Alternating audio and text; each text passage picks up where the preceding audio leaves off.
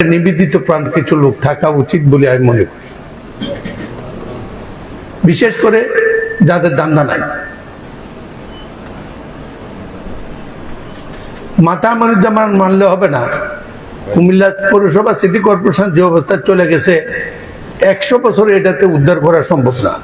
Categorically already you have spoiled it, it is rotten, এটা পচে গেছে। নিঃশ্বাস ফেলায় যা বক্তৃতা দিতে পারি, এটা 100 দিতে পারি, আমি 3 ঘন্টা দিতে পারি। Nothing is done. 11 সাল থেকে এই পর্যন্ত আমরা কিচ্ছুই করিনি।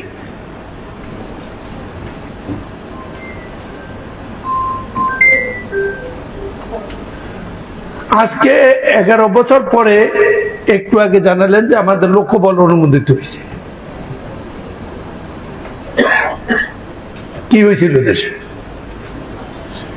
এটার জন্য কুমিল্লা শহরে 500 লোক রাস্তা নামতে পারে নাই। তেমন আমি যদি মুখ খারাপ করে পড়তো, বাকিটা গেছি। হজরত কাউন্সিলর সাহেবরা আছেন, প্রাক্তন কাউন্সিলর, প্রাক্তন হজরত, কোথায় গেছিল? লোকবল যখন অনুমোদন হয় নাই, কাউন্সিলররা একদিন সিটি কর্পোরেশন সামনে রাস্তা বলি কি হইতো? কি হইতো? কি জেল হইতো?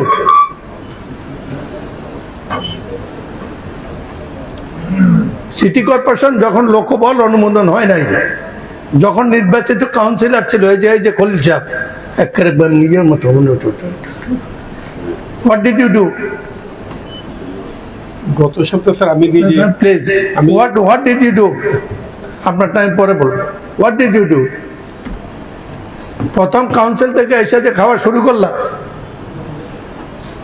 যাতে এনে কোনো কাজের লোক আসতে না পারে, দেহ করলে না। কেটা প্যানেল মেয়র হইবে, কেটা অমুক হইবে, ভাগ করে খাইলে। 3টে ইলেকশন গেল, তিনটা তো হয়েছে। 3টে ইলেকশন হয়েছে না?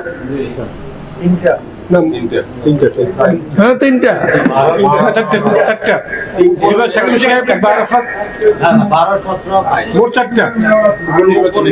যাই হোক,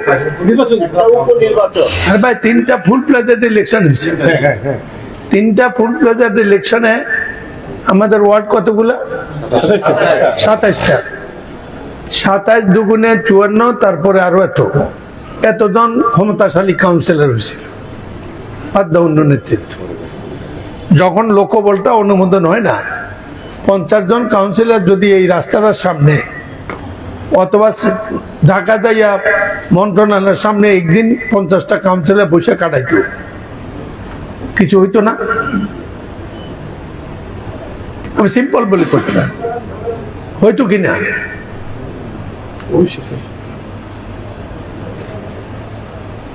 এখন যদি আমার ক্ষমতা থাকতো, অন্তত তাদেরকে আজীবনের জন্য অ্যাপ্রুভ দিয়ে দিতে।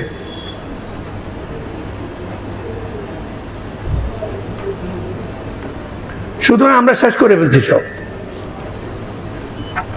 এই শহরে এই যে হজরত সাহেব, আমাদের সিস্তি সাহেব, দেখলে মনে হয় কালকে ব্যস্ত চলে যাবে। ওনাদেরকে ধরিয়া রাস্তার দাঁড় করানো উচিত সবার। নট টু বি কোয়েন, কোনো কথা কোট করবেন না, বি কেয়ারফুল। এইটা বন্ধ করা। আমি কথা বলতে যাচ্ছি, পর ঘর সে